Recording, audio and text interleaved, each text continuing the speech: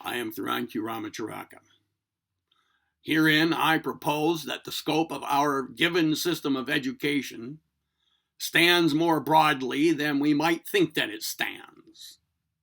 That it exists in a hijacked state, and that due to that, an attenuation of at least Americans' evolvement has come about. I furthermore propose that we demand a better, relevant state of affairs. Our United States President Trump has recently stated that our given education system, referring, I believe, at least to our public schools, keeps students separated from all knowledge. All knowledge, he said. That is a strong statement. In fact, with the word all, it constitutes an absolute statement. I almost always refrain from agreement with absolute statements, let alone stating them myself, on the grounds that they rarely correspond with actual states of affairs. So in the case of the president's assertion, I stand in perhaps 90% agreement with it, but with the general spirit of it, 100%. Now, the scope of our given system of education. Its perimeter extends well beyond public academic institutions, the most notable of which consist of the public K-12 system, that is, kindergarten through 12th grade. In the least, it extends into preschool, private K-12 schools, colleges, universities, graduate schools, state and private alike, and into medical practice, legal practice, mainstream media, religion, business, with business naturally involving advertising. In fact, it extends into nearly all venues of socialization, with that latter, of course, involving the often underrated peer pressure. In all of these, we can easily find instructing and learning taking place. That is to say, a didactic passing of information from one person or a group of persons to another or others. I point this out here in order to set in place for us a realistic view of the scope of education in our lives, and so that when I proceed into discourse here about school, where we more commonly take education to exist, we will maintain that my comments may also apply more broadly. Okay. With that established, let's proceed with the smaller picture, that is, public schools and education. I recall that at some point during the last 40 or so years, one of our U.S. presidents, I forget who it was, one of our U.S. presidents was called the education president. He having said, with respect to public education, no child will be left behind. I also recall a related trend called affirmative action. But I also recall a nearly simultaneous lowering of standards. A lowering of standards for the passing of students from one school grade to the next, and of standards for graduation. I recall a corresponding lowering of standards for acceptance into many of our colleges and universities, while also the number of post-public education institutions increased significantly. I also recall a time when proficiency with penmanship, spelling, grammar, composition, arithmetic, and basic algebra, basic home economics or trade skills, health, and speaking were high school graduation requirements. I have witnessed a brow-raising lowering of these standards, right alongside the aforementioned talk of better education available to everybody.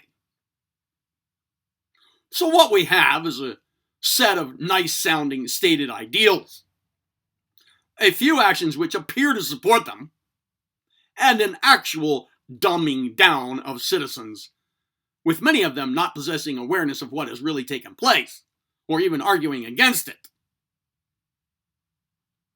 not possessing awareness of what has really taken place, or for that matter, possessing much other awareness outside of how to separate others from their money. I believe that what has actually taken place has resulted from intentional social engineering to bury people in ignorance, ultimately toward humanity's overall consciousness hijacking.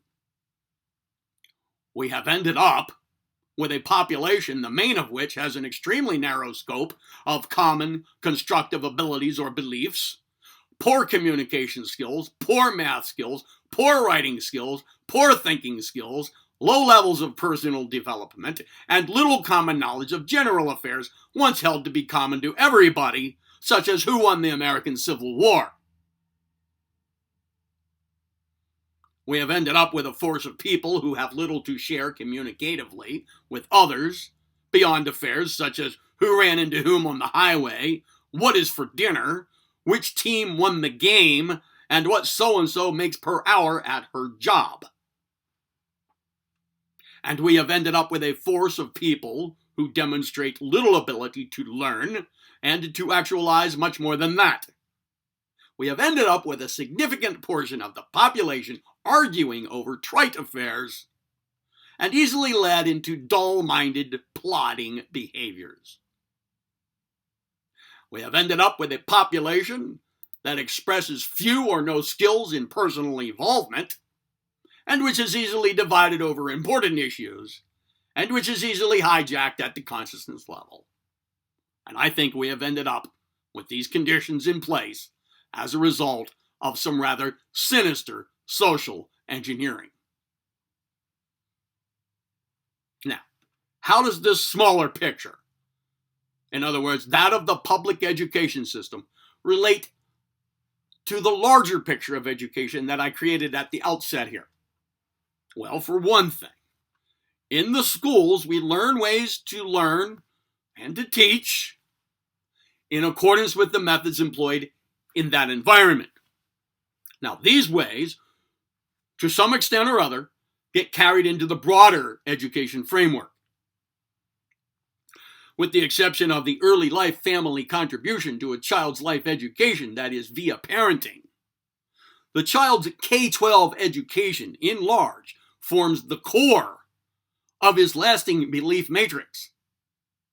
A matrix which serves as a filter through which passes all further information from the broader framework. And that further information largely stands consistently with that learned in school, and is judged accordingly, and is thereby reinforced, or in fewer cases, is simply rejected. Now, yes, it is true that not all information and thinking skills promoted in the broader framework are consistent or correspond exactly with those which get learned in school. For example, in school, students are not taught interpretations of Bible verses, but such are taught in certain religious institutions, religion being one of my stated branches of extra public school education. Each branch, yes, has its unique informational emphasis. But they do all work together to form the collective educational system throughout life. And if in school we are taught, say, the theory of natural selection as the mechanism of biological evolution, while we are taught in church the theory of creation as the cause of human being, well, we see an apparent exception to the rule. And in certain superficial regards, it is an exception, yes. But upon a closer look, that is as far as the exception goes. For the confusion coming from it leaves the student faced with a false dilemma, one involving narrow views of only two options: Darwinism or fundamentalist creationism. This false dilemma and its corresponding confusion exemplify desired results of the social engineering to which I have referred, carried out in the broader educational framework which I have laid out. Such false dilemmas over deeply meaningful affairs help to keep humanity dumbed down, confused, and engaged in petty disputation. Moving along.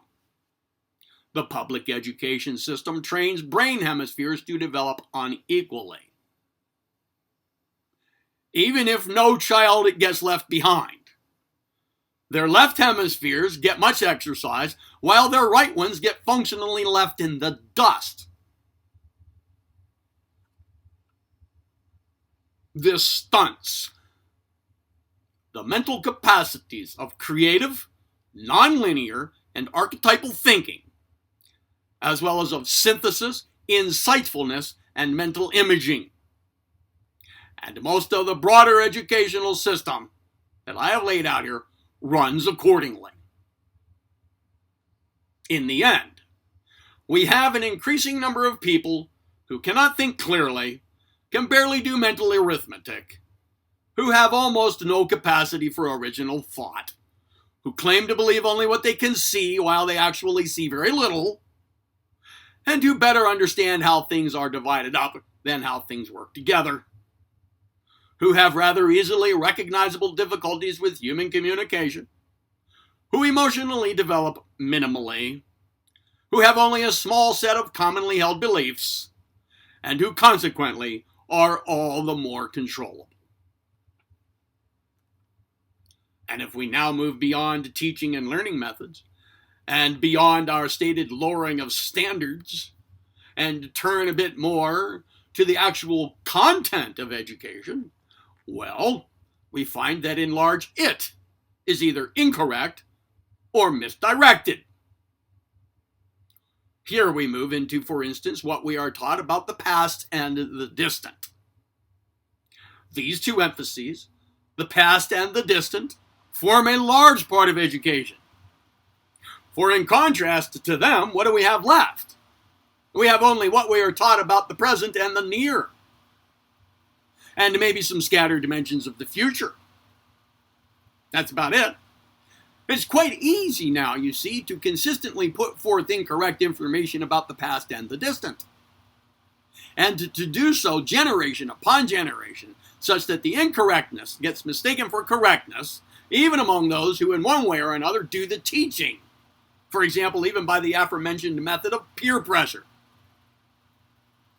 History stands among the most incorrectly presented information. And even in school, education in history is not delegated to history courses alone. It shows up in biology, in geology, anthropology, in sociology, psychology.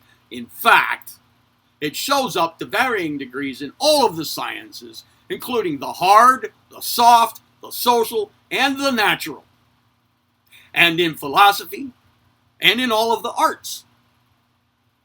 About the only areas in which this does not show up much, at least until one gets to graduate school, are mathematics and language usage.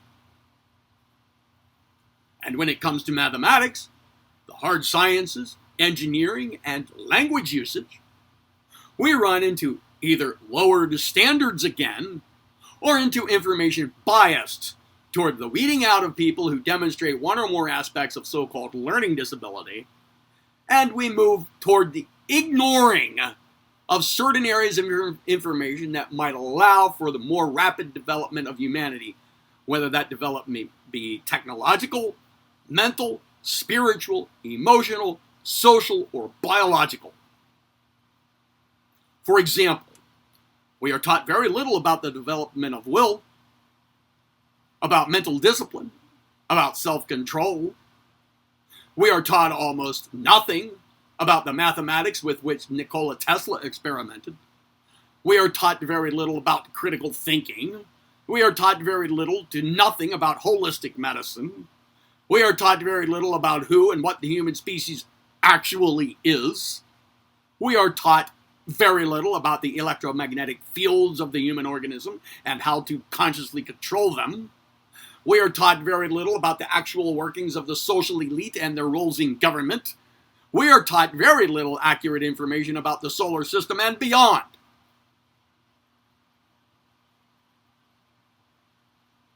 Summing up the matter before us here, across its spectrum of social venues, the education system in large exists as a program of ignorance, persuasion, and consciousness hijacking. What does knowledge have to do with it? The most that it has to do with it is the knowledge employed by the engineers of the system to keep the majority persuaded into ignorance. Beyond that, it has very little to do with it, especially if we define knowledge as true belief gained by perception and experience. That is why I agree with the general spirit of President Trump's assertion that in our schools we are cut off from all knowledge. And my thesis here goes beyond the scope of his, to include nearly every social institution which somehow functions to educate us. We must now demand more from the entire education system than what we have, and better from it than what we have, if we are to become more and better than what we are. We must now demand of universal will to bring about the conditions for the manifestation of these effects in our lives. We must now demand that our president follow his words with relevant action. We must now demand of ourselves these same effects, focusing upon them with mental imagery, attention control, and action in our own lives toward our own education as well as that of our children. We must tell our children the truth about education as it currently stands, teaching them how to accept what education is provided, but then also how to think about it. We furthermore must at this point encourage them to seek either trade or technical school degrees after high school graduation, or professional school degrees after college education, and to take all such education for what it is worth, which at this point might amount to little more than a route to financial security. And we must teach them to teach themselves creatively and continuously after they are gone from our lives, or we are gone from theirs.